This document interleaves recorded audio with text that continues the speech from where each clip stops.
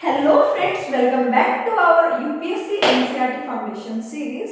तो आज हम लोग हिस्ट्री का चैप्टर नंबर 7 करने वाले हैं और मैं आप लोगों को अभी जो भी हम लोगों ने पिछले 6 चैप्टर्स में पढ़ा है उनका रिकॉल करवाने वाली हूँ, क्योंकि जब तक आप लोग उनका रिकॉल नहीं करेंगे तब तक आप चैप्टर 7 पे नहीं बढ़ सकते। तो जो मोस्टली मैं आप लोगों को सभी को बोलती हूँ, अगर यूपीएससी एस्पिरेंट्स इस लेक्चर को देखने आए हैं तो पेशेंस के साथ इस लेक्चर को देखें, क्योंकि मुझे पूरा विश्वास है कि आप लोग को समझ भी आएगा और आप लोग एंजॉय भी करोगे। देखिए, मैं बार बार तो नहीं बोलूंगी, लेकिन आप लोगों को सभी को पता है कि 8th क्लास की जो आप लोगों का जो 8 बजे है डेली शाम को 8 PM पर आप लोग के लेक्चर्स आ रहे हैं। और अभी तो मैंने ज्योग्राफी भी साथ साथ स्टार्ट कर दी है और हिस्ट्री भी। आपको ज्योग्राफी का भी लेक्चर मिलेगा और हिस्ट्री के भी लेक्चर्स मिलेंगे, ताकि हम लोग अपने एनसीईआरटी को स्ट्रॉन्ग, फाउंडेशन को स्ट्रॉन्ग कर सकें। तो अपनी बिग स्माइल, बड़ी सी स्माइल के साथ अपने लेक्चर की शुरुआत करते हैं। और हम लोग क्लास 6 की एनसीईआरटी के बाद एक प्रैक्टिस सेशन भी लेके आएंगे, जिसमें मेंस और प्रीलिम्स के क्वेश्चंस मैं आप लोगों के सामने सोल्व करवाऊंगी और आपसे भी करवाने वाली हूँ। क्योंकि अगर आप लोग बोलो मैम आपने पॉलिटिकल में तो इतने सारे क्वेश्चन हमें साथ साथ दे दिए थे, लेकिन इसमें आप क्यों नहीं दे रहे हो? क्योंकि देखो, मैंने दिए थे क्योंकि आप लोग प्रैक्टिस करते रहो। और लेकिन आप छोटे बच्चे तो हो नहीं कि 6th क्लास के एनसीईआरटी से ये एग्जैक्ट क्वेश्चंस आप लोग के यूपीएससी में आ जाएंगे, नहीं ना। क्या होता है कि जब आप 7 से 8 चैप्टर पढ़ लेते हो, जब कोई 4 स्टेटमेंट देनी होती है, एक उस चैप्टर से उठा ली, दूसरी उस चैप्टर से, तीसरी उस चैप्टर से, तो इसका मतलब क्या होता है कि आप लोग पूरा दिमाग घुमाओगे कि इस चैप्टर में ये था, उस चैप्टर में ये था। तो यूपीएससी जैसे करवाता है वैसे ही हम लोग उसको सॉल्व करेंगे। और साथ साथ एक मेरी बात जरूर माने कि लेक्चर देखने के बाद नोट्स बनाने के बाद आप लोग को एक काम जरूर करना है कि आप लोग एनसीईआरटी रीडिंग करें, क्योंकि अगर आप लोग एनसीईआरटी रीडिंग नहीं करते हो तो उसका कोई भी फायदा नहीं है। ये बात आप लोग जान लीजिए, क्लियर? क्योंकि अब हम लोग अगर अपनी एनसीईआरटी बेस्ड को स्ट्रॉन्ग करना चाहते हैं, फाउंडेशन को स्ट्रॉन्ग करना चाहते हैं, तो अब हम चलते हैं नेक्स्ट 7 चैप्टर पर। हाँ जी, देखते हैं। हम लोग बताइए कि हमने पिछले 6 चैप्टर्स में क्या क्या पढ़ा है। अगर मैं फर्स्ट चैप्टर की बात करूं, चैप्टर का नाम ही था व्हेन, वेयर एंड हाउ। क्या था? व्हेन, वेयर एंड हाउ, कब, कहां और कैसे। अब वहां पर आप लोगों ने देखा कि लोग जो है वो कहां कहां पर रहते थे। सबसे पहला जो चैप्टर क्या था वो आप लोग का, कि लोग जो है वो कहां कहां पर रहते थे। आप लोगों ने वो चीज देखी थी। मैंने आपको बताया था नर्मदा रिवर के पास रह रहे, गारो हिल्स के पास रह रहे हैं। उसके बाद हम लोगों ने क्या बोल रहे हैं, इंडस वैली सिविलाइजेशन, यानी कि हमने क्या, हाँ जी, इंडस रिवर के पास भी लोग रह रहे हैं। लेकिन हमने 5th पॉइंट मैंने आप लोगों को बताया था कि मगध एम्पायर जो है वो एग्जिस्टेंस ले गया था, वो एग्जिस्टेंस में आ गया था, जिसमें हम लोग चैप्टर 1 में हमने बेहर पीपल जिसके बारे में पढ़ा था। अराउंड गंगा रिवर जो है वो मगध एम्पायर जो था वो प्रेजेंस में आ गया था। तो आप लोगों ने ये चीजें पढ़ी। उसके बाद अगर हम सेकंड चैप्टर में चले तो सेकंड चैप्टर में आप लोगों ने देखा था कि पहले चैप्टर में मैंने आपको बताया था कि जो मनुष्य है वो सिर्फ और सिर्फ क्या करते थे, हंटिंग और गैदरिंग करते थे, यानी कि जानवरों का शिकार करना, उनको भून के पका के जैसे भी खाना होता था खा लेते थे।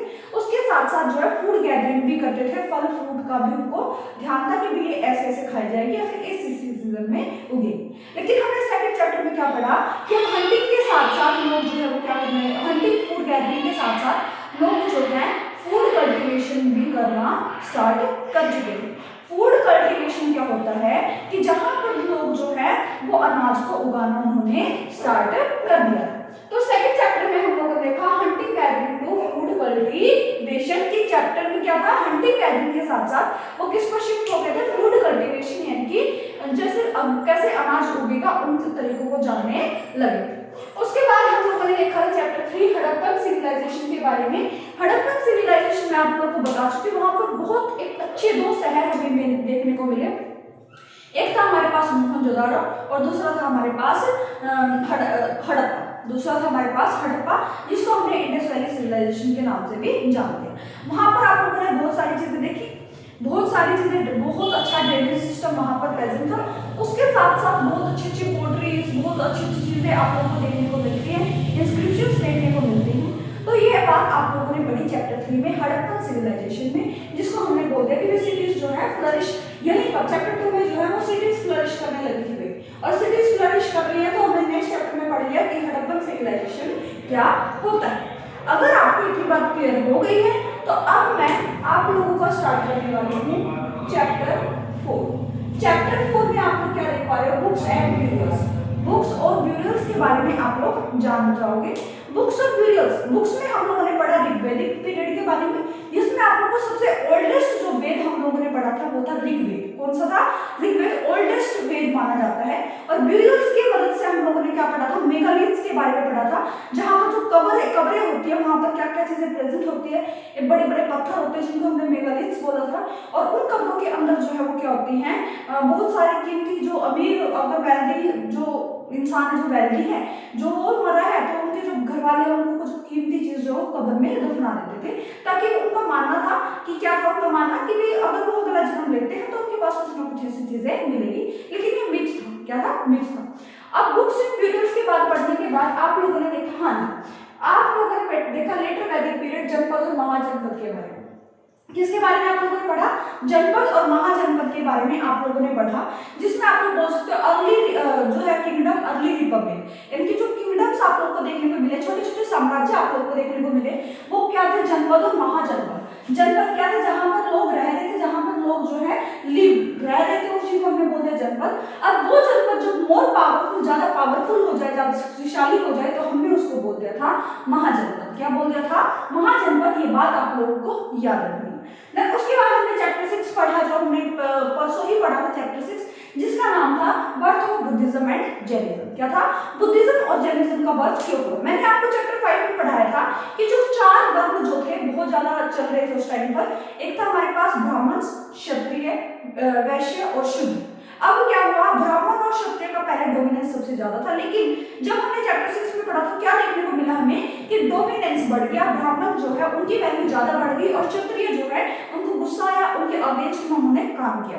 तो क्षत्रिय का जो रिएक्शन आया उनके अगेंस्ट में, तो क्या होने लगा कि भाई इनसे ही क्या हुआ, बुद्धिज्म और जैनिज्म का क्या हुआ, बर्थ हुआ, जन्म हुआ। और वैश्य भी बुद्धिज्म और जैनिज्म को ही फॉलो करते थे। अब हम लोग जो पढ़ने वाले हैं, अगर आप लोग देखो चैप्टर 6 का नाम था birth of Buddhism and Jainism, ठीक है। लेकिन प्रॉब्लम क्या है, जब हम चैप्टर 6 से चैप्टर 7 में जाते हैं तो डायरेक्ट आपको अशोका एम्पायर के बारे में देखने को मिलता है।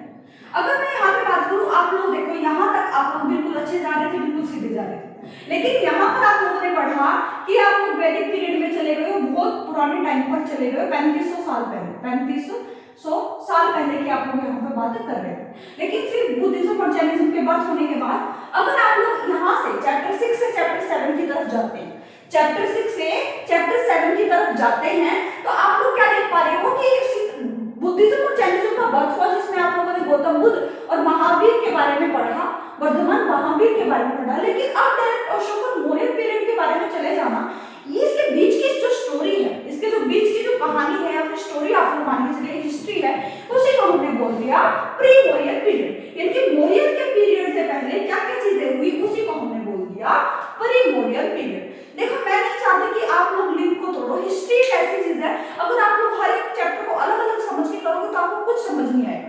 लेकिन अगर आप पीछे से लेके चल रहे हो, कनेक्ट कर पा रहे हो कि हमने इसके पिछले वाले चैप्टर में पढ़ा, उसके पिछले वाले में पढ़ा, फिर उससे चीजें आगे लिया, तो आप लोग एक स्टोरी फ्लो, एक मूवी की तरह बन जाएगा, जिसको आप लोग को सुनने में भी मजा आएगा। तो आप लोगों को बिल्कुल भी डरना नहीं है, इसीलिए मैंने चैप्टर 6 चैप्टर 7 का रिकॉल आप लोगों को कराया, पिछले 6 चैप्टर्स का, ताकि आप लोग कनेक्ट कर पाओ कि हम लोग चैप्टर 7 में कैसे पहुंच गए। तो अब हम देखो ये बुक में नहीं है, आपके एनसीईआरटी में ये चीजें नहीं है, लेकिन मैं आपको बताना चाह रही हूँ, क्यों बताना चाह रही हूँ, क्योंकि आप लोग जब बड़ी क्लासेस में चले जाओगे, 10th 11th 12th में चले जाओगे, तो आप लोगों को चीजें पढ़नी है। तो इससे अच्छा कि आप लोग पहले ही लिंक बना लो कि प्री मौर्य पीरियड से पहले ऐसे क्या चीजें हुई कि डायरेक्ट हम अशोका के बारे में पढ़ रहे हैं 6th क्लास में। तो अब हम जानते हैं कि क्या हुआ था, इसको प्री मौर्य पीरियड बोला। क्या बोला? Pre Maurya period. इसमें पहले क्या थे? 16 महाजनपद थे। हम लोग यहाँ पे पहुंचे हुए थे, महाजनपद थे जो बहुत ज्यादा स्ट्रॉन्ग थे, पावरफुल थे। अब क्या हुआ, 16 महाजनपदों में अपने एम्पायर के लिए क्या छिड़ गई, लड़ाई छिड़ गई, झगड़ा हो गया, युद्ध हो गया। अब क्या हुआ, कुछ 16 महाजनपद जो थे मोनार्कियल थे, यानी कि राजतंत्र वहां पर बिलोंग करता था, एक ही लीडर था, वही फैसले लेगा, और उसके साथ साथ कुछ मिनिस्टर्स भी प्रेजेंट थे। लेकिन अब क्या हुआ, कुछ जो देश थे रिपब्लिक थे, जैसे मोनार्की में मैं अगर एग्जांपल दूं मगध, किसका एग्जांपल दूंगी? मगध हम लोगों ने पिछले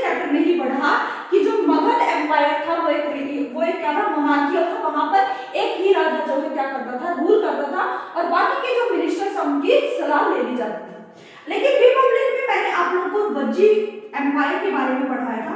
वज्जी एक रिपब्लिक था, यानी कोई भी ऐसा लीडर ऐसे ही बना दिया था कि भी एक ही लीडर फैसले लेगा, नहीं, जो समझदार इंसान होते थे उन्हीं में से एक को उठा दिया जाता था कि भी आप पढ़े लिखे हो, आप ज्यादा समझदार हो, तो आप लोग फैसले लीजिए। लेकिन सभी चीजें मिलके ही ली जाती थी, इसीलिए हम लोग रिपब्लिक या फिर डेमोक्रेसी यहाँ पर पहले के टाइम पर बोल सकते हैं। तो अब क्या हुआ, बहुत सारे 16 महाजनपद में से जब इन दोनों देशों के इन सारे सभी देशों के बीच में, इन सभी महाजनपद के बीच में क्या हुई, लड़ाई हुई, झगड़ा हुआ, तो क्या हुआ, फाइटिंग फॉर सुप्रीमेसी कि सबसे ज्यादा ताकतवर कौन है, सबसे ज्यादा जो है बलशाली कौन है, उसके लिए जो फाइट हुई, तो क्या हुआ, मगध जो है बोन कर दिया, यानी मगध जीत गया। अब ऐसी क्या चीजें थी कि मगध जीत गया? देखो मैंने आप लोगों को चैप्टर 1 मैंने आप लोगों को क्यों पढ़ाया कि चैप्टर 1 में मगध आया था, गंगा के अराउंड जो मगध प्रेजेंट था, एग्जिस्टेंस में आ गया। क्यों पढ़ाया? क्योंकि हम चैप्टर 6 चैप्टर 7 में इस चीज को लिंक कर पा रहे हैं कि हमने मगध के बारे में पहले भी चीजें पढ़ी। तो आप लोग लिंक करते हुए चलना, हिस्ट्री को बोरिंग मत समझो, जितना अच्छे से जितना डीपली इस चीज को जानने की कोशिश करोगे उतना ही आपके लिए अच्छा है। क्लियर है? तो आप लोगों ने देखा कि 16 महाजनपद में से एक मगध जो है वो जीत गया। अब क्या होने वाला है कि क्या रीजन पीछे, अगर कोई देश, अगर कोई महाजनपद, अगर कोई समुदाय जीतता है तो उसके पीछे कोई ना कोई रीजन होते हैं, उसके पीछे कोई ना कोई रीजंस होते हैं। और रीजंस क्या होने चाहिए? इकोनॉमी सबसे बड़ा जो रीजन होता है कि भी उसकी इकोनॉमी जो है, अर्थशास्त्र जो है, अर्थव्यवस्था जो है वो बहुत ज्यादा स्ट्रॉन्ग होगी, या फिर उनकी मिलिट्री जो उनकी आर्मीज है वो बहुत ज्यादा स्ट्रॉन्ग होगी, ताकि कोई और महाजनपद, कोई भी और जो रूलर आए वो टिक ही ना पाए उसके सामने। ऐसा ही यहाँ पर देखने को मिला कि मगध एम्पायर में क्या हुआ, मगध के जीतने का जो कारण था वो क्या था, रिसोर्सेज। क्या थे? रिसोर्सेज। जब किसी देश पर कब्जा करना होता है तो वो कहां पर करने की स्टार्टिंग करेंगे, जहां पर रिसोर्सेज ज्यादा प्रेजेंट हो, जहां पर रिसोर्सेज ज्यादा हो। लेकिन मगध में आप लोगों को देखने को मिलते हैं, मगध जो है वो गंगा के किनारे स्थित था, भाई गंगा के पास था, तो वहां पर क्या थे, आयरन ओरे मिलते थे। क्या थे? आयरन ओरे मिलते थे, जिससे हम लोग आयरन टूल्स बना सकते थे। आयरन टूल्स में बहुत सारे वेपन्स हो सकते थे, आप लोग के आयरन वेपन्स हो सकते थे, जिससे युद्ध करने में आसानी हो जाती थी, युद्ध करने में आसानी हो जाती थी।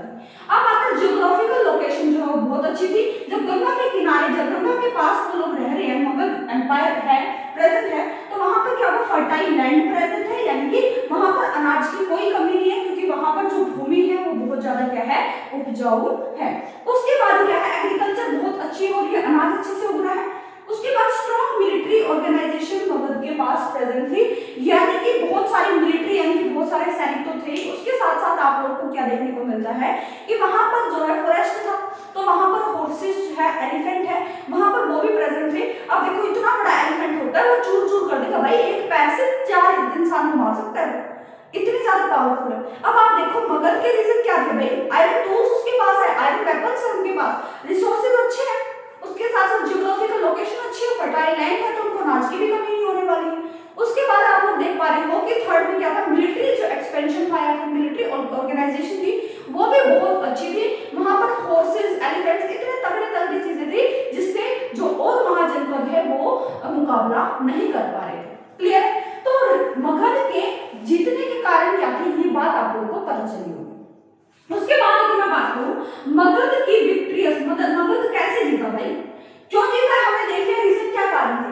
लेकिन अब मगध जीतने के बाद क्या हुआ, 544 BC तक यहाँ पर जो है मगध विक्टोरियस चलता रहा। लेकिन स्टार्ट कहां से होती है, प्री मौर्यन पीरियड में 3 चीजें आती है, वो मैं आप लोगों को बता देती हूँ। लेकिन स्टार्टिंग होती है, story starts from Haryanka dynasty. Ashokan the great के बारे में जानने से पहले आप लोगों को 3 डायनेस्टी के बारे में बहुत अच्छे से पढ़ना जरूरी है, बहुत ही इंपॉर्टेंट है आप लोगों के लिए। क्या इंपॉर्टेंट है, ध्यान से देखो। प्री मौर्यन पीरियड में 3 नाम आते हैं, एक आता है हर्यंका डायनेस्टी, दूसरा आता है शिशुनाग डायनेस्टी और तीसरा आता है हमारे पास नंदा डायनेस्टी। 3 ही डायनेस्टी प्रेजेंट है, हर्यंका डायनेस्टी, शिशुनाग डायनेस्टी और नंदा डायनेस्टी। तो इसी को हम लोगों ने बोल दिया था प्री मौर्यन पीरियड। क्या बोल दिया था, प्री मौर्यन पीरियड। लेकिन मैं आपको कुछ चीजें बताना चाह रही हूं, ध्यान से सुनना। ध्यान से सुनने वाली बात क्या है, वो ध्यान से सुनना। ध्यान से सुनने वाली बात ये है कि 326 बीसी में, हाँ 426 बीसी में क्या हुआ, अलेक्जेंडर जो है, अलेक्जेंडर नाम का एक बंदा था जो कि मगध में घुसने की कोशिश करता है, मगध में घुसने की कोशिश करता है। और वहां पर अभी कौन बैठा हुआ है, वहां पर अभी जो हरियंका डायनेस्टी आ गई, उसके बाद शिशुनाग डायनेस्टी, और लास्ट में था हमारे पास नंदा डायनेस्टी। लास्ट में क्या था, नंदा डायनेस्टी। नंदा डायनेस्टी का जो लास्ट रूलर था, नंदा डायनेस्टी का जो लास्ट रूलर था वो था धनानंद। कौन था, धनानंद। अब क्या हुआ कि मगध को कैप्चर कर लिया किसने, अलेक्जेंडर ने। किसने कैप्चर कर लिया, अलेक्जेंडर ने। आप सभी को पता है, देखो मैं आप लोगों को दिखाती हूँ, मैप में दिखा देती हूँ, शायद आपको ज्यादा समझ आए। एक सेकंड, हाँ जी, इसको अगर आप स्क्रीनशॉट लेना चाहते हो तो ले सकते हैं। मैं साइड हो जा रही हूँ, प्लीज स्क्रीनशॉट ले लीजिए इस सबका। क्लियर है, तो मैं आगे चलती हूँ। अब आगे क्या है, ध्यान से सुनना, ठीक है। हाँ जी, तो आप लोगों को रिकॉल भी हो गया। अब आप ध्यान से सुनना कि मैं आपको बताना क्या चाह रही हूँ, क्योंकि बहुत ज्यादा ही जरूरी है। इसके अलावा आप लोग देख पाओगे कि बहुत चीजें आसान भी आप लोगों को देखने को मिलेगी, लेकिन स्टोरी ध्यान से सुनते हैं। क्लियर है, यस। तो हम लोग करते हैं स्टार्टिंग। स्टार्टिंग क्या है, ध्यान से सुनना और भूलना नहीं बिल्कुल भी। हाँ जी, हमारे पास अगर हम देश की बात करते हैं, देखो मुझे थोड़ा मैप, हाँ ऐसे बता देते हैं, north, south, east, west. Problem क्या है कि यहाँ पर ये तीनों में आप लोगों को, और ये नॉर्थ में आप लोगों को क्या देखने को मिलेगा, यहाँ पर आप लोगों को देखने को मिलते हैं माउंटेन्स, पर्वत, ठीक है। और यहाँ पर साउथ ईस्ट में आप लोगों को देखने को मिलते हैं भाई, हाँ जी। अब यहाँ पर इन दोनों चीजों में आप लोगों को क्या देखने को मिलते हैं, महाद्वीप देखने को मिलते हैं, जो आप लोगों को क्लियरली मैं आप लोगों को एक बार बता देती हूँ। इन तीनों जगहों से माउंटेन्स हो गए, और यहाँ पर जो अरेबियन सीज है, यहाँ पर जो प्रेजेंट है, इन तीनों इलाकों से, इन तीनों जगह से, डायरेक्शन से कोई भी आ नहीं सकता। हमारे देश में घुसने का कारण क्या था, सिर्फ नॉर्थ और वेस्ट का जो गेट था, उसकी चाबी क्या थी, नॉर्थ और वेस्ट के साइड में जितने भी देश, जितने भी हमारे राज्य प्रेजेंट है, जितनी भी चीजें हैं, उसको अगर कैप्चर कर लिया जाए तो हमारे देश को कंट्रोल किया जा सकता है। अब क्या हुआ कि जो धनानंद था, नंदा डायनेस्टी का, नंदा डायनेस्टी का जो लास्ट रूलर था, नंदा डायनेस्टी का जो लास्ट रूलर था वो था धनानंद। वो कौन था, धनानंद। अब धनानंद जो है आराम से जो है हमारे देश पर कब्जा करके बैठा हुआ है, और वो बिल्कुल आराम से कर रहा है। लेकिन अब क्या हुआ, अलेक्जेंडर का इन्वेंशन होता है। अलेक्जेंडर क्या होता है, इन्वेंशन होता है, इन्वेंशन होता है, यानी कि वो घुसने की कोशिश करता है। अब वो घुसने की कोशिश करता है तो बहुत सारे देशों को हरा देता है, मगध वाले जैसे देशों को हरा दिया उसने। अब वो आगे बढ़ता है, जब वो आगे बढ़ता है तो क्या देखता है कि उनकी जो मिलिट्री है, अब उन्होंने हरा दिया, अब उसके मन में लालच आ गया कि अब मैं तो और भी एक्सपेंशन करूंगा, और भी टेरिटरीज को अपने अंडर में लूंगा। लेकिन हुआ क्या, उनकी जो मिलिट्रीज है ना, उन्होंने मना कर दिया कि नहीं, हम तो आगे नहीं जाएंगे। राजा ने पूछा क्यों नहीं जाओगे, अलेक्जेंडर ने पूछा क्यों नहीं जाओगे। उन्होंने बोला कि आपको नहीं पता कि वहां पर जहां पर आप जाने की कोशिश कर रहे हैं, वहां पर धनानंद बैठा हुआ है, वहां पर धनानंद बैठा हुआ है, आप कैसे युद्ध कर पाओगे उससे, बहुत स्ट्रॉन्ग बंदा है, इससे हम लोग युद्ध नहीं कर पाएंगे। तो वो क्या हो गए, उनको जो है पीछे हट गए। क्या हो गए, वो लोग पीछे हट गए कि हम लोग आगे नहीं जाएंगे। यहाँ तक आप लोगों को नंदा डायनेस्टी के बारे में पता चलता है। और नंदा डायनेस्टी के बाद आप लोगों को देखने को मिलेगा हमारे पास मौर्यन एम्पायर। क्या देखने को मिलेगा, मौर्यन एम्पायर। दिखा देती हूँ आप लोगों को क्या चीजें हैं। देखो, प्री मौर्यन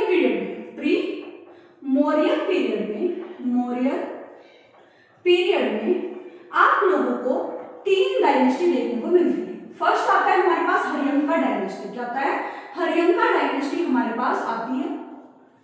उसके बाद आप लोगों के पास आती है, सेकंड आती है हमारे पास शिशुनाग डायनेस्टी। और उसके बाद आप लोगों को तीसरी देखने को मिलती है नंदा डायनेस्टी। क्या देखने को मिलती है, नंदा डायनेस्टी आप लोगों को देखने को मिलती है। तो ये था हमारे पास प्री मौर्यन पीरियड। और नंदा डायनेस्टी का जो लास्ट रूलर था, वो था हमारे पास धनानंद। कौन था, धनानंद। अब धनानंद जो है वो आराम से अपना साम्राज्य चला रहा है, लेकिन अलेक्जेंडर का जो इन्वेजन होता है वो होता है 326 बीसी में। कब होता है, 326 बीसी में। अब वो क्या करता है, वो मगध को जीत लेता है, बहुत सारे वहां के टेरिटरी को जीत लेता है। फिर वो क्या सोचता है कि नहीं, अब तो उसके मन में लालच आ जाता है। वो क्या सोचता है कि मैं जो है एम्पायर और भी एक्सपेंड करूंगा। अब वो क्या सोचते हैं कि चलो आगे चलते हैं, मिलिट्री ने मना कर दिया, आर्मी जो उनके पास फौज थी उसने मना कर दिया कि गलती कर रहे हो राजा जी बहुत बड़ी, हम नहीं जा सकते वहां पे। क्यों नहीं? उन्होंने पूछा क्यों नहीं जा सकते? क्योंकि आपको नहीं पता कि वहां पर धनानंद बैठा हुआ है और उसने बहुत सारे एम्पायर्स को हराए, बहुत सारे एम्पायर्स को गिरा दिए, तो हम नहीं जा पाएंगे। तो अलेक्जेंडर जो है उल्टे पांव लौट जाता है। अलेक्जेंडर जो है हमारे पास, अलेक्जेंडर वो जो है बैक, वो जो है बैक पीछे चला जाता है क्योंकि अब मैं यहाँ पे नहीं करूंगा, वो वापस चला जाता है। तो यहाँ पर हमारी जो है ये pre Mauryan period, pre Mauryan चीजें आप लोगों को पता चली होगी। 3 ही डायनेस्टी है, हर्यंका, सुसुनार और नंदा डायनेस्टी। बस आपको स्टोरी जाननी थी कि कैसे अशोक आया, कैसे अशोका या फिर मौर्यन पीरियड आया उसके बारे में। अब प्री मौर्यन के बाद जब आप मौर्यन पीरियड के बारे में पढ़ते हो, मौर्यन पीरियड के बारे में पढ़ते हो, तो मौर्यन पीरियड में आप लोगों को 3 चीजें देखने को मिलती है, ध्यान से देखना। पहले आता है हमारे पास चंद्रगुप्त मौर्य। क्या आता है? चंद्रगुप्त मौर्य, चंद्रगुप्त मौर्य। सेकंड आता है आप लोगों के पास बिंदुसार, बिंबिसारा आता है। सेकंड आता है हमारे पास बिंबिसारा। और थर्ड आता है हमारे पास अशोका द ग्रेट। थर्ड आता है हमारे पास Ashoka the great. Ashoka the great क्यों बोला गया ये भी मैं आप लोगों को बताऊंगी। लेकिन मौर्यन पीरियड में हमारे पास 3 जो है रूलर्स मेन आए, वो कौन कौन से थे हमारे पास? आया भाई चंद्रगुप्त मौर्य, उसके बाद आया बिंबिसारा और उसके बाद आया अशोका द ग्रेट। तो यहाँ से हमारे मौर्यन पीरियड की स्टार्टिंग होती है। अब यहाँ से आप लोगों का एनसीईआरटी में जब आप पढ़ोगे तो एनसीईआरटी रीडिंग करोगे तो आपको यहाँ से देखोगे कि आप लोगों को क्या चीजें पढ़नी है। लेकिन मैं आप लोगों को बता देती हूँ, आपको पहली चीजें बतानी जरूरी थी कि अशोकन जो है, Ashoka the great Mauryan period कैसे एग्जिस्टेंस में आया वो जानना जरूरी है। क्योंकि आप लोग कोई बच्चे क्योंकि स्कूल क्लासेस, स्कूल की बातें या फिर स्कूल्स के एग्जाम चल रहे हैं, नहीं, वो यूपीएससी है भाई, अनप्रेडिक्टेबल, मानते हो ना इस चीज को। उसमें जो भी चीजें स्टोरी होती है आप लोग को ध्यान से पढ़नी ही पड़ेगी। आप लोग 6th क्लास के बच्चों की तरह उस चीज को नहीं पढ़ सकते हो, पूरा बेसिक से उठाऊंगी, लेकिन आप लोग को सारी चीजें बताना जरूरी है। तो आप लोग को 3 चीजें देखने को मिलती है, चंद्रगुप्त मौर्य, बिंबिसारा और अशोका द ग्रेट। अब मौर्य जो है एग्जिस्टेंस में आए, इनका जो ओरिजिन है वो कैसे हुआ? कुछ लोग बोलते हैं कि जो उनकी इंस्क्रिप्शंस लिखी हुई है, कुछ लोग बोलते हैं कि वो जो है वो क्या थे? क्षत्रिय थे। क्या थे? क्षत्रिय थे, क्षत्रिय। और उनका जो क्लान था वो था मौर्य। क्या था? मौर्य। और कुछ लोग बोलते हैं कि वो लोग जो है वैश्य थे। क्या थे? वैश्य। अब कुछ एग्जैक्टली नहीं पता है, प्रॉपर तरीके से नहीं पता है कि उनका एग्जिस्टेंस कैसे हुआ, वो कैसे आए। बस इतना पता है कि नंदा डायनेस्टी के बाद आपका अशोकन पीरियड यानी कि प्री मौर्यन पीरियड स्टार्ट हो जाता है, जिसमें आप लोग को जो उनका ओरिजिन है वो कुछ इंस्क्रिप्शंस बोलती हैं कि भाई क्षत्रिय थे वो, और कुछ जो क्लैन है वो मौर्यन ही बोल रहे हैं, और कुछ जो है वैश्य, वो क्या बोल रहे थे? कुछ लोग जो है वो बोलते थे कि भाई ये क्या थे? वैश्य थे। क्या थे? वैश्य थे। अब आप लोग को क्या देखने को मिलेगा? चंद्रगुप्त मौर्य थे 305 बीसी में, 305 बीसी में सेलेकस, 305 बीसी में सेलेकस निकेटर के साथ जो है वो झड़प हो जाती है। सेलेकस निकेटर के साथ युद्ध होता है, वॉर होती है, लेकिन यहाँ पर चंद्रगुप्त मौर्य जो है वो जीत जाता है। चंद्रगुप्त मौर्य जीत जाता है। अब क्या होता है? सेलेकस निकेटर के साथ, सेलेकस निकेटर जो है मैसेंजर को भेजता है, सेंड करता है, मैसेंजर को भेजता है, जिसका नाम था, एक सेकंड भाई, जिसका चंद्रगुप्त मौर्य ने बहुत ज्यादा साथ दिया। मैं आप लोगों को अभी बता देती हूँ, वो था मेगास्थनीज। क्या था? मेगास्थनीज, जिसको किसने भेजा था? सेलेकस निकेटर ने। मेगास्थनीज जिसको किसने भेजा था? सेलेकस निकेटर ने। और जो है भाई चंद्रगुप्त मौर्य का बहुत ज्यादा वो सेंड किया। ठीक है। अब अगर आपसे पूछ लिया जाए सेलेकस निकेटर ने किसको भेजा था, किसकी कोर्ट में भेजा, तो आप लोग को पता होना चाहिए मेगास्थनीज को चंद्रगुप्त मौर्य की कोर्ट में भेजा था सेलेकस निकेटर ने। ये क्वेश्चन आया भी हुआ है, तो आप लोग को ध्यान से इस चीज को करना है। अगर आप लोग इसको लिखना चाहते हो तो लिख सकते हो, वरना मैं इसको इरेज कर रही हूँ, ध्यान से इसको करते हैं। उसके बाद आप लोग देखने को मिलेगा, आप लोग को, मैं एक बार इसको इरेज कर रही हूँ। हाँ, अब दोबारा से अगर मैं आप लोग को देखने को मिलेगा कि सेलेकस निकेटर के साथ युद्ध होने के बाद जो है चंद्रगुप्त मौर्य जीत जाता है। चंद्रगुप्त मौर्य के बाद चंद्रगुप्त मौर्य के बाद आप लोगों को बिंबिसारा, नेक्स्ट क्या आता है? बिंबिसारा। और उसके बाद जो आएगा, उसके बाद आ जाएगा द अशोका द ग्रेट। क्या कहेगा? Ashoka the great. Ashoka the great आप लोगों को देखने को मिलेगा।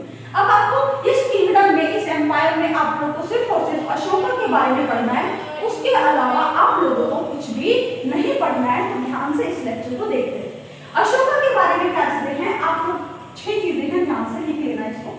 अशोका के बारे में क्या है? पहली बात, पहले क्या था कि जो अशोका की जो लाइफ थी वो फुल ऑफ स्ट्रगल रही है। फुल ऑफ स्ट्रगल या फिर फुल ऑफ रिवोल्ट आप लोग बोल सकते हो। पहला पॉइंट आप लोग लिख सकते हो, फुल ऑफ स्ट्रगल जो है उनकी जो लाइफ रही है अशोका की, और उसके साथ साथ फुल ऑफ आप लोग रिवोल्ट भी आप लोग उसमें नाम दे सकते हो कि जो अशोका की जो लाइफ है full of struggle, full of revolt रही है। एक सेकेंड, हाँ जी, हाँ जी, full of struggle, full of revolt यहाँ पर अशोका की लाइफ रही। उसके बाद आप लोगों को क्या देखने को मिलता है? सेकंड पॉइंट अगर मैं आप लोगों को बताऊं कि जो अशोका थे, कि जो अशोका थे हमारे, उन्होंने 4 साल तक स्ट्रगल किया, 4 इयर्स, 4 साल, बिफोर 4 इयर्स, ताजपोशी से बिफोर 4 इयर्स जो उन्होंने लड़ाई, बैटल्स लड़ी और उसमें क्या किया उन्होंने? 99 ब्रदर्स को मार दिया। 99 ब्रदर्स को मार दिया। क्या हुआ? उनकी अशोका की जो लाइफ थी full of struggle, full of revolt चल रही थी। अशोका की जो लड़ाई हुई 4 साल, ताजपोशी से, कार्यशील से 4 साल पहले उनकी जो लड़ाई बहुत ज्यादा जोर से चल रही थी, और जो 99 ब्रदर्स थे वो मारे गए। 99 ब्रदर्स थे वो मारे गए। अशोका ने एक ब्रदर, एक भाई को उसको छोड़ दिया। अब क्या हुआ? उसके बाद आप लोगों को क्या देखने को मिलता है? सी पॉइंट आप लोगों को क्या देखने को मिलता है?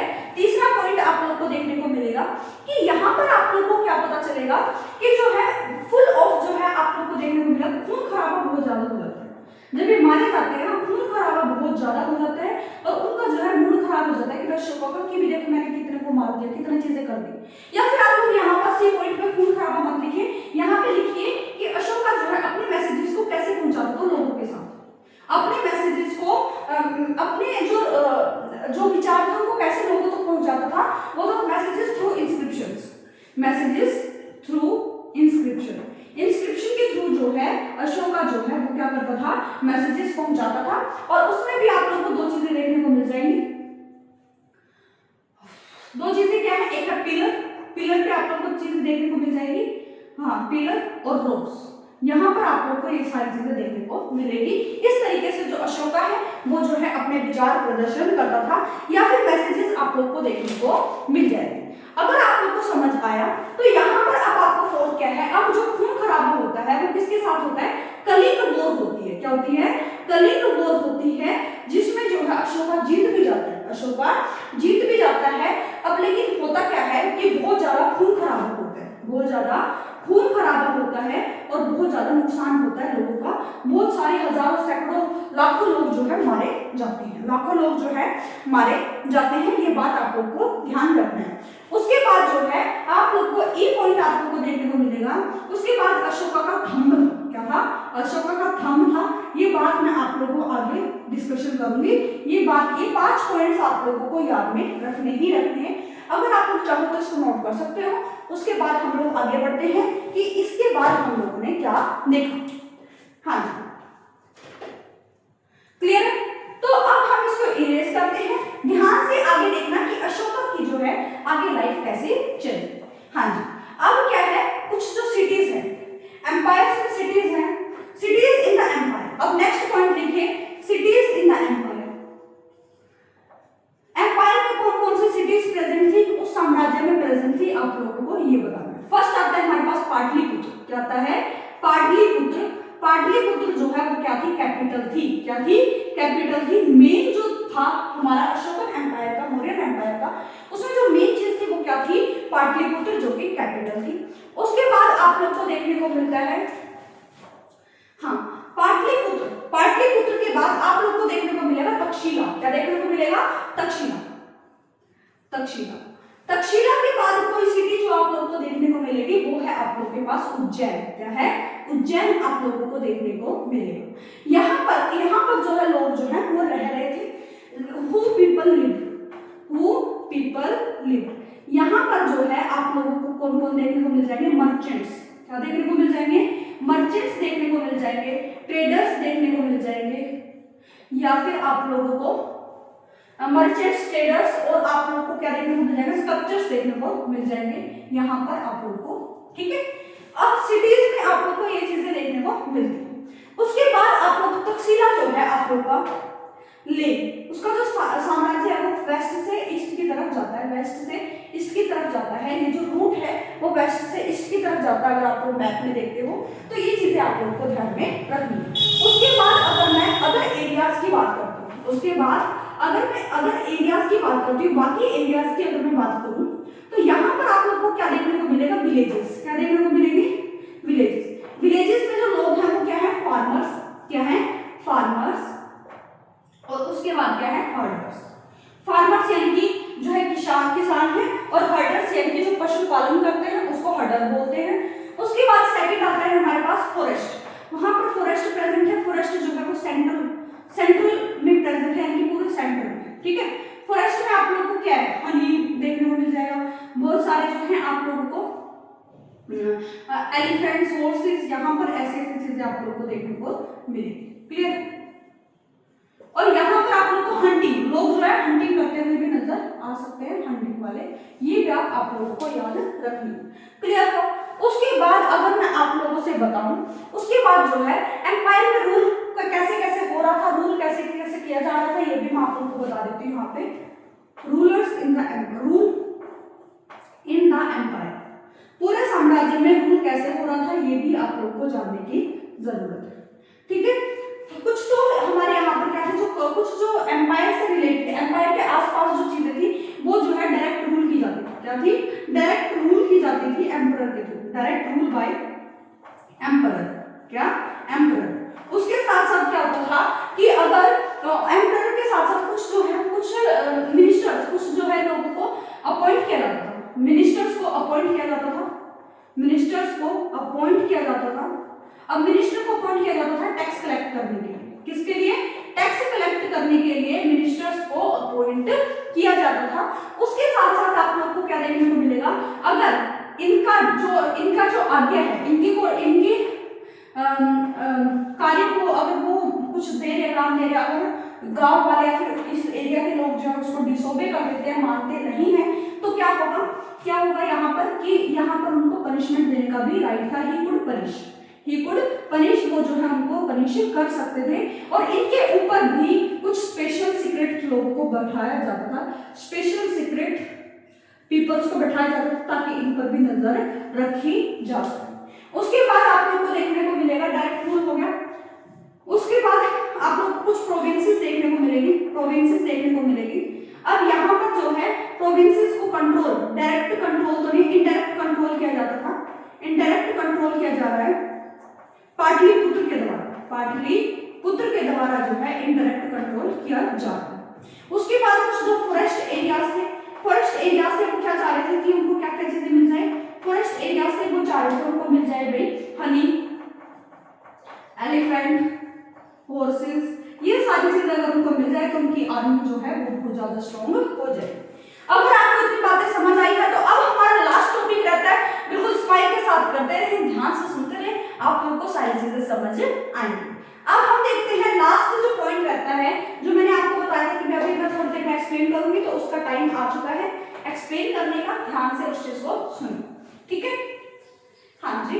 अब देखते हैं आगे क्या है, अशोकन धम। क्या है, अशोकन धम। जो अशोकन धम थे, अशोकन धम था, इसका मतलब क्या था कि वो दो चीज मानते थे, ना ही तो वो भगवान की पूजा करते थे, ना ही वो वर्शिप गॉड, वो भगवान की पूजा नहीं करते थे, गॉड को नहीं पूजते थे। सबसे पहला तो ये हो गया कि बुद्धिज्म और जैनिज्म में क्या सिखाया जाता था, सैक्रिफाइस करना पड़ेगा, ये सारी चीजें करनी पड़ेगी। लेकिन अशोकन क्या मानते थे कि वो सैक्रिफाइस भी नहीं करेंगे। क्या मानते थे, वो सैक्रिफाइस भी नहीं करेंगे। उसके साथ साथ जब अशोकन जो है अपने मैसेजेस को उनके थ्रू पहुंचाना चाहता था, तो उन्होंने प्रीच की फॉर्म में उसको कन्वर्ट कर दिया और उन्होंने एक अपॉइंट किया, एक हायर किया, एक अपॉइंटमेंट ली, अपॉइंट किया एक इंसान को। एक सेकंड में आपको बता देती हूँ किस इंसान को अपॉइंट किया, वो मैं आप लोगों को बता रही हूँ। वो था धम्मा महाबत्ता। कौन था, धम्मा महाबत्ता जो है वो आप लोगों को यहाँ पर पर देखने को मिलता है, जो कि अशोकन की जो बातें थी, अशोकन की जो भी मैसेजेस होते थे उनको पढ़ने का, सुनाने का काम, लोगों को तक फैलाने का काम कौन कर रहा था? ब्रह्मा महाबत। ठीक है, उसके बाद आप लोगों को कहां-कहां पर जो है ये चीजें फैल गई थी, स्प्रेड हो गई थी, ये बात मैं आप लोगों को बता देती हूँ, क्योंकि स्प्रेड का भी आप लोग देख पा रहे हो कि अगर अशोकन इतनी सारी चीजें बता रहा है और इसको अपॉइंट किया है तो ये क्या करेंगे? लोगों को जा जाके बताएंगे। यहाँ पर आप लोगों को देखने को मिलता है सीरिया, जहां पर एक जगह है वहां पर आप लोगों को देखने को मिलेगा। इजिप्ट में ये सारी चीजें फैल गई थी, उसके बाद श्रीलंका में भी ये सारी चीजें फैल गई थी, ये बात आप लोगों को याद रखनी। अब क्या हुआ? अशोक जब इतने सारे लोग मारे गए, इतना बड़ा युद्ध हुआ, तो क्या होने लगा? कलिंग जब वॉर हुआ, बहुत सारे लोग मारे गए और अशोकन जो है बहुत ज्यादा डिप्रेस्ड हो गए थे, बहुत ज्यादा दुखी हो गए थे कि ये मैंने क्या कर दिया। तो अब उन्होंने क्या किया कि वो चाहते थे कि मेरे जो एम्पायर के जो लोग हैं वो खुश रहे, अच्छे तरीके से रहे। तो उन्होंने क्या किया? कुछ सारी चीजें कंस्ट्रक्शन क्या की? बिल्डिंग्स बनवाई, उसके बाद रेस्ट हाउसेस बनवाई, उसके साथ साथ मेडिकल फैसिलिटीज भी वहां पर देखने को मिली। ये सारी चीजें की अशोकन ने। किसने की? अशोकन ने। इसीलिए उनको जो है अशोका द ग्रेट के बारे में जाना जाता है। तो यहाँ पर आप लोग का ऑल ओवर चैप्टर जो है कंप्लीट हो जाता है। आप लोग हिस्ट्री को बोर ना समझे, आप लोग को सारी चीजें अच्छे से समझ आएगी। ध्यान से धीरे धीरे इस चीज को करते रहिए। एक बार आपका हिस्ट्री में इंटरेस्ट आ गया तो आप लोग हर चीजें बिल्कुल आराम से करते हुए लेके चलेंगे। तो आज का लेक्चर यही पर समाप्त होता है। मैं चाहूंगी कि आज आप लोग इस लेक्चर को पढ़ने के बाद, नोट्स रिवाइज करने के बाद एक बार जरूर एनसीईआरटी को देख लें। और आफ्टर 2 डेज में आप लोगों के लिए क्या लेके आने वाली हूँ? मैं आप लोगों के लिए प्रीलिम्स और मेंस के क्वेश्चंस भी लेके आऊंगी, प्रैक्टिस क्वेश्चन, ताकि मैं आप लोगों को दिखा सकूं यूपीएससी ओरिएंटेशन कैसे करते हैं। क्लियर हो? अगर आपको ये लेक्चर अच्छा लगा है तो उसके लिए धन्यवाद। आप लोग कमेंट सेक्शन में जरूर बताइए कि आप लोग को लेक्चर कैसा लगा। अगर आपको लेक्चर अच्छा लगा तो आपको पता है क्या करना है, और उसके साथ साथ 8 बजे आप लोगों को कनेक्टेड रहना है, जिसमें हम लोग 2 बुक्स साथ साथ कवर कर रहे हैं, हिस्ट्री और ज्योग्राफी क्लास 6 की, ताकि आप लोगों की तैयारी में कोई भी बाधा ना आए। थैंक यू, तब तक के लिए ऑल द बेस्ट।